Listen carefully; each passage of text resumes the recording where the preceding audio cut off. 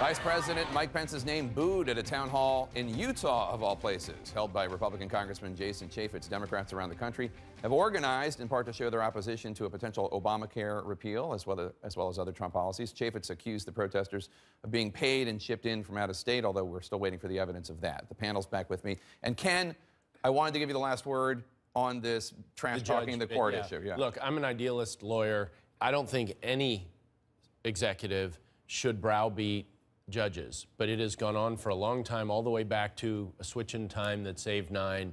And unfortunately, even with President Obama, we saw that it worked. And when you have a practicalist type president like Trump, you're going to see more of it because he thinks it can work. All right, let's turn to the town halls. Alice, what's your response to this? I've heard a lot of people saying this reminds them of the Tea Party protests at town halls that we saw in 2009, 2010, down to the fact that party leaders are saying, oh, it's just a bunch of billionaires shipping these people in. I don't see it that way. Look, Frank Bruni has a good piece in the New York Times this morning. He says the outrage of the Democrats is consistent with the outrageousness of President Trump, which is true. But at the same time, yelling is one thing, but without a consistent message, it's for naught. And you have to remember the Tea Party had a good message. It was about doing away with the tremendous debt, government spending, and pushback on Obamacare, and they stuck with that message.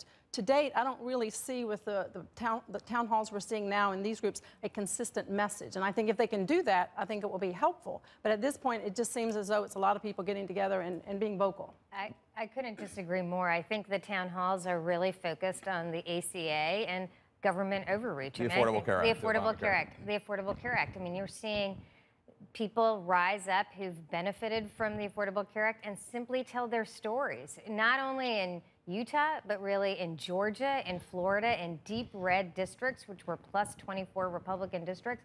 You're finding people really tell their stories. And I think the message of these town halls is that people are scared of what Donald Trump is going to do to them. They don't want a repeal of the Affordable Care Act, and they don't want the government overreaching, a little bit like the town halls before. But you're seeing incredible action, and it's gaining every week. There have been protests every weekend in places like South Bend, Indiana, places in the middle of the country. You don't buy it? I'm listening. This is amazing. I'm going to mark this day on my calendar. Government overreach. Yes, this is a problem now. With a Muslim ban. Yeah. That is not a Muslim ban. And here we are. This is a president who's emphatically enforcing law, and we can debate how he went about doing that. But with President Obama, it was completely rewriting the law. A minute ago, you literally said he has to rewrite it. You were critical of it himself. And he's going to win, and he's going to win in court. When they do that, they're going to be set up to win. Have you seen any protests at any town hall, sir? Listen, I've watched the protests. I lived through the protests in 2010. I think that we're seeing a pushback against these European-style austerity measures, proposals to cut Social Security and other entitlement programs.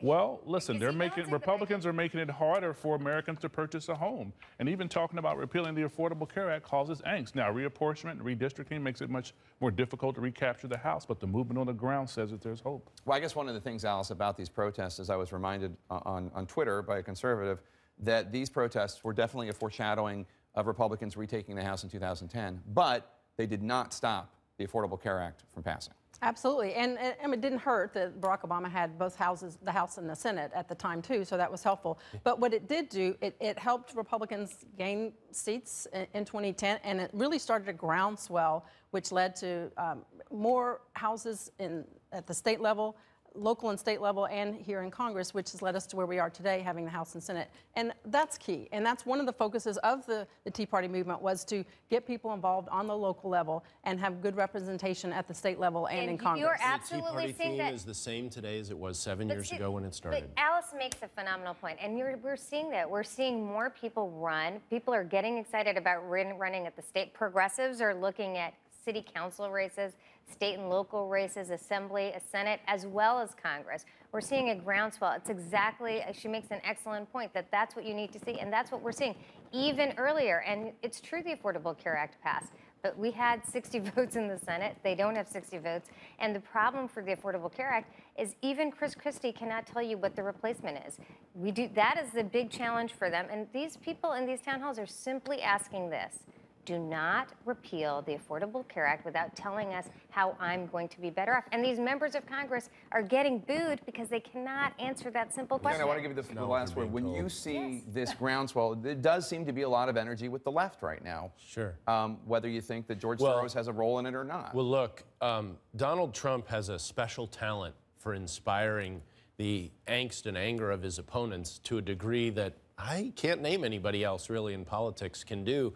And that is not long-term strategically helpful for him or for Republicans either, because anger, whether we like it or not, and I don't like it, is the most motivating single form of reaction. Hope is nice. There's two kinds of ways to motivate, hope and fear. And I prefer hope, but fear reigns in politics as much as we cry about it because it works. And that's what these folks are playing on. Great panel. Thank you so much, one and all, for being here. I really appreciate it.